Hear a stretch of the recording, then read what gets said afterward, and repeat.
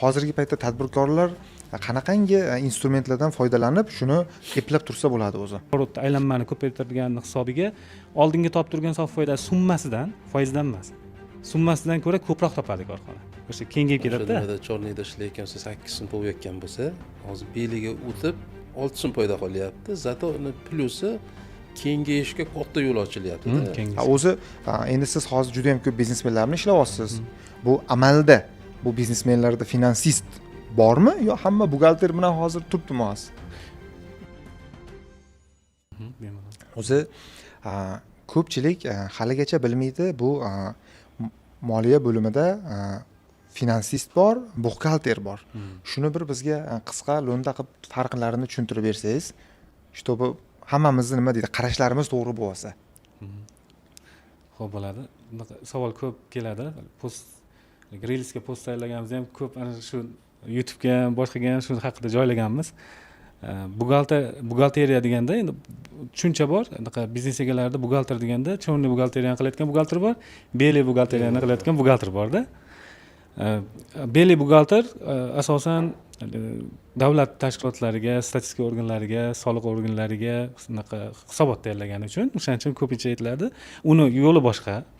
Lekin bu tomonda o'sha chorniyda qiladigan buxgalter bor deydi. U buxgalter o'sha biznes egasi so'roqlari asosida, savollar asosida qiladi hisobotda. Endi buxgalterda o'zida ham farq bor-da, qarang, ikkita farq bor.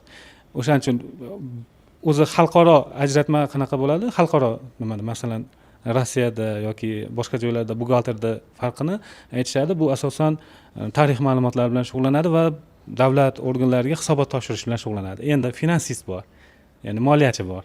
Moliyachi bu asosan biznes egasini nima upravlenskiy uchet deydi, boshqaruv hisobotlarini qiladi. Buxgalteriya hisobotlarini qilsa, moliyachi boshqaruv hisobotlarini qiladi. O'sha boshqaruv hisobotlari asosan biznes egasini qaror qabul qilishi uchun kerak bo'lgani uchun biznes egasi uchun ishlaydi deydi. Shunaqa tushuncha bor. Bizda ikkinchi buxgalter bor-ku, tushuntirganimda. Beli buxgalter bor, chorniy buxgalter bor. O'sha chorniy buxgalteriyada ishlayotgan odam aslida boshqaruv hisobotini qiladi. Asli. Endi umuman olib qaraganda finansist nima ish qiladi desa, biz uni buxgalteriya bilan farqini foizlarda o'lchaymiz. Qanaqa foiz? Mana tarix ma'lumotlari bor, ya'ni oldingi zamon bor, hozirgi zamon bor, keyingi zamon bor-ku, tilda ham.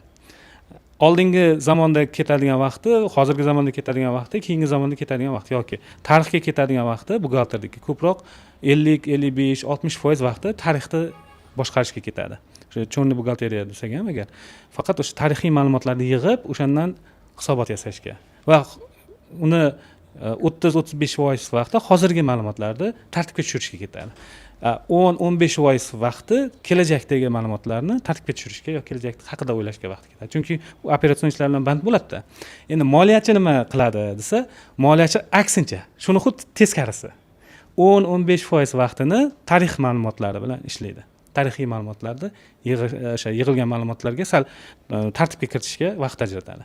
Keyin 30-35% vaqtini hozirgi jarayondagi ma'lumotlarni boshqarishga ketadi. Endi qolgan 55-60% vaqtini kelajakdagi ma'lumotlarni to'g'rilashga, to'g'ri taqsimlashga, to'g'ri boshqarishga, to'g'ri rejalashtirishga vaqt sarflaydi. Asosiy farqi shu. Uni xayoli kelajakda yuradi doim. Finansist. Faqat hisob-kitobni o'zi bas-da, endi hisob-kitobni o'zi emas. Faqat foyda, ziyon hisoblash emas. Bu o'sha kelajakda ham, oldindan nima bo'lishini ham o'zi analizini qilib berish kerak. Uni xayoli o'sha 60-65 kerak bo'lsa 80% vaqt keladiki, chunki ko'p tizimlashmagan korxonalarda hali biznes rejalashtirilmagan bo'ladi. Rejalashtirilish uchun ko'p fokus sarflashga to'g'ri keladi.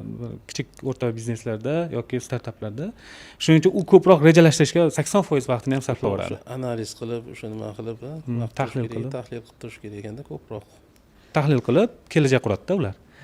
Kelajakdagi daromad va sof foyda rejalarini quradi. Bu finansist qilayotgan ishi deyapsiz-da. Agar hozir biz olsak, ko'p joyda finansist deymiz, bizda faqat hisob-kitobni qilib o'tiradi-da, nariga o'tmaydi. O'sha bitta katta xato ekanda bu ham. Hozir endi finansistdan shu narsalarni talab qilsangiz bo'lar ekanda, o'rganish kerak, o'qish kerak.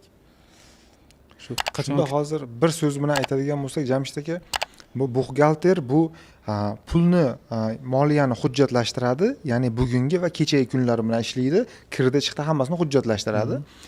Finansist bu kelajak uchun ishlaydigan odam, kelajakda pulimizni ko'payishi uchun yangi planlar, tam hisob kitoblarni qilib bizga olib kelib beradi. Demak, bugungi kunimiz, kechagi kunimiz tinch bo'lishi uchun buxgalter kerak, kelajagimiz zo'r bo'lishi uchun finansist kerak. Shunaqa. Zo'r, tushundim. Juda ham yaxshi. O'zi endi siz hozir juda ham ko'p biznesmenlar bilan ishlayapsiz. Bu amalda bu biznesmenlarda finansist bormi yo hamma buxgalter bilan hozir turibdimi hozir? Deyarli o'sha ko'p uchrab turadigan narsa 90% desa ham bo'ladi. Chorniy buxgalter bilan ishlashga harakat qilinadi, finansist deb. Endi chorniy deganda endi buxgalter deb, meni buxgalterim bor degani yoki meni finansistim bor degani. Tushuncha bor. Ammo bunday olib qarasangiz, hozirgi paytga kelib davlatda shunaqa sistema qilib qo'ydiki, 80-90 почти 100% beliga o'tilyapti, majbur. Sababi sistema shunaqa bo'ldi. Oldin ishlasa bo'laveradi, 50 bag'ir. Hozir xohlaganlarimiz o'tyapti-da. Sababi sistema shunaqa bo'ldi-da. Majburlayapti shunaqa o'tishga. Shunaqa, agar beliga o'tib ketsa, undan keyin xudo xolasa, mana buning uchun обязательно o'sha fin model kerak bo'ladi, moliya model kerak bo'ladi. Moliya model bilan beliga o'tish kerak-da o'zi. Shunaqa o'tib ketib bo'lmaydi beliga. Chunki zarar kirib ketishi mumkin, boshqa bo'lishi mumkin. Hisob kitob qilib o'tish kerak. Beliga o'tib ketdi deylik. Beliga o'tib ketdi. Ana o'rtada turgan buxgalter bor-ku, u уже не актуальный bo'ladi. Bittasi yo'qoladi, o'tib ketadi. Keyin o'shanda buxgalter qoladi, finansist qoladi. Buxgalter qoladi, finansist qoladi. Shunda o'zi mana hozirgi paytda hamma sohalar ham 100% belliga o'tolmaydi. O'tsa agar juda ham tez chuqurga tushib ketadi-da. Endi bu amalda hozir shunaqa. Bu NDS degan narsa bor, boshqa narsalar bor-ku, chiqa olmaydi. 100%. Boshqa soliqlar. Chiqa olmaydi. Hozirgi paytda tadbirkorlar qanaqangi instrumentlardan foydalanib, shuni eplab tursa bo'ladi o'zi. Shu haqida bir ochiq gapira olamizmi? Bunga bunda boshqaruv qobiliyati kerak deyiladi-da, biznesmenning boshqaruv qobiliyati. Boshqaruv qobiliyatiga qarab u o'tsa yaxshi o'tishi mumkin o'sha beliga. Qanaqa desa, u marketing strategiyasini bilish kerak. HR sistemasini bilish kerak. Uni finansiy direktorlar bilan ishlashni bilish kerak. Buxgalterlar bilan ishlashni bilish kerak. Yana ishlab chiqarish bo'lsa, ishlab chiqarishda o'sha tizimlashtirishda, kaizen sistemalarda, ya'ni to'liq boshqaruv ilmi kerak-da uning uchun. Yo'q, yaxshi bo'lar ekan, beliga o'tamiz ekan, hozirgi narx-navo bilan, hozirgi bozorning holati bilan, hozirgi anaqa talab bilan o'tib ketib qolsa, u narx-navosi hozirgi soliqni to'lashga yetmay qolishi mumkin-da. Uning uchun marketing strategiyasini to'g'rilab olish kerak bo'ladi. Mijoz oqimini to'g'rilab olish kerak. Mijoz oqimini to'g'rilab olish kerak bo'ladi-da. Ammo bir xilga joylarda o'tyapti beliga qanaqa qilib, misol uchun oldin o'sha nimada chorniyda ishlayotgan bo'lsa 8 so'm to'layotgan bo'lsa, hozir beliga o'tib 6 so'm foyda qolyapti. Zato uni plusi kengayishga katta yo'l ochilyapti-da. Kengayishga. Agar u chorniy beli qilsangiz kengayishingiz qiyin-da, hali nimalar hisob kitobingiz yarmi bag'da. Va belini vegitni tomoni oz foyda qolsa ham kattalashtirib olsangiz, foydangiz undan ko'p kelishni boshlaydi-da asli. O'sha tomonni ham to'g'ri tushuntirish kerak ekan nima. O'sha narsani, ana biznes plan deydi-yu, biznes rejasini. Biznes rejasini to'g'rilab o'tishayotgani, menimcha sababini to'g'rilab o'tishayotgan bo'lishi kerak. Shuning uchun o'sha buxgalteringiz ham zo'r bo'lishi kerak ekanda, buxgalter ham shuna nimalar qilib berish kerak. Shunday o'zini holiga ishlasangiz, dunyo pul to'layverasiz davlatga. Atak agar o'sha buxgalter zo'r tushunsa, qayerda shunaqa ekonomlar qilib beradi. Qonun bo'yicha shunaqa qonunlar bor-da. Shu normalniy shu nimada chiqib kelasizda, foyda, to'g'rimi? Bor, o'sha neydi? Biz aytamiz o'shani moliya modelini to'g'rilab olish kerak deymiz-da, shuni termini. Moliya bog'liqda. Moliya modeli. Mana moliyachi ham ancha ish qilib beradi, aytganingizda analiz qilib, nima qilib, bularni ham buxgalterda qayerda nimalarni ko'rsatib so'rish kerak-da, ungacha olib ketib.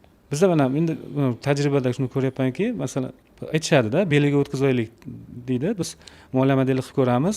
Hozirgi topib turgan hisob foyda masalan 30% bo'ladigan bo'lsa deylik, yo 20% bo'ladigan bo'lsa, birdan tushadi u. 8%, 7% moliya modeli buni ko'rsatadi.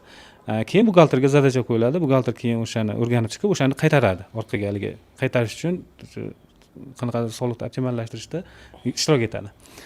Keyin biz aytamiz, beliga o'sha moliya model qilib bergandan keyin beliga tajribada bo'lyapti-da, ko'p bo'lyapti. Beliga o'tkazib yuborishga biz ham zamiz, chunki ani pulni boshqaruvi bor-ku, agar beliga o'tadigan bo'lsa, o'zi xotirjam pul boshqaruvida. Biz asosan nimada? Samaradorlikka o'tishga harakat qilinadi. o'sha biznesda 3 ta boshqaruv eng muhim deydi. Keyin samaradorlikka o'tgandan keyin kapital boshqaruvga o'tib ketadi deymiz. Buni tushunib olmasdan turib o'tkazib yuborolmaydi-da. Haliga biznes egasiga yo biz tavakkal qilib o'tkazib yuboring zo'r bo'ladi desak, ertaga sof foydasi tushib ketsa, keyin nima bo'ladi? Anaqa muammoni bizga, masalan, moliyachi direktorlarga ko'proq anaqa qiladi. Ya'ni kapital boshqaruvi o'sha formula Dupont deydi. Marja tushgan sari yoki sof foyda ko'rsatkichi tushgan sari оборот aylanmani ko'paytirgan hisobiga oldingi topib turgan sof foyda summasidan, foizdan emas, summasidan ko'ra ko'proq topadi korxona. O'sha kengayib ketadi-da. Yiriklashib ketadi. Ko'p davlat korxonalarida nimalari ochiladi bunga. Anaqalari, zakaz buyurtmalari, keyin ko'p katta tashkilotlarda buyurtmalari ochiladi bu korxonaga. Ular chunki ishonadi-da. Belli ishlab, ochiq ishlasangiz, siz bilan ishlagan odam ham ko'payadi-da. O'sha nima deydi? Ko'p odam hali ishlalmaydi, sababi hali перечислениyaga sota olmaysiz, qayerdadir belli ishlab dokument bera olmaysiz. O'shaning uchun ko'pchilik siz bilan ishlalmaydi. Ayniqsa davlat tashkilotlar. Agar siz belliga o'tib, o'sha hamma bunaqa nimalarni joy-joy qilsangiz, обороtingiz ko'payishini hisobiga normal foydaga chiqib ketasiz hatto ham. Foyda ozroq, zato hamma qonun. Biznes o'zi deydi, oxiri borib eng yuqori boshqaruvi kapital boshqaruviga o'tadi deydi-da. 3-boshqaruv deydi. Endi kapitalni boshqarish uchun haligi biznesmen boshqaruvchilik qobiliyati nihoyatda kuchli bo'lishi kerak-da. O'shanchalik ko'pincha nima qilamiz? Boshqaruvda tayyor bo'lmadingizmi, unaqa qilmang, xodim olmay turing yoki katta va'dalar bermay turing. Boshqaruv ilmi eng og'ir ilm-da, o'zini bilan biznes klasslar, upravляющийlar bor, har bitta bizneslaringizda uni tagida turgan top menejerlar bor, undan tagida turgan ishchilar bor. To'g'rimi? Hammasi va'da. Chunki bir oy birpasda o'tadi, majburiyat kelib qoladi, majburiyatni bajarish kerak. Bu ham bitta majburiyatni to'g'ri boshqarish. To'g'rimi? Qancha to'g'ri boshqarsangiz, shuncha va'dani vaqtida bajaramiz, shunchalik korxona yiriklashib boraveradi.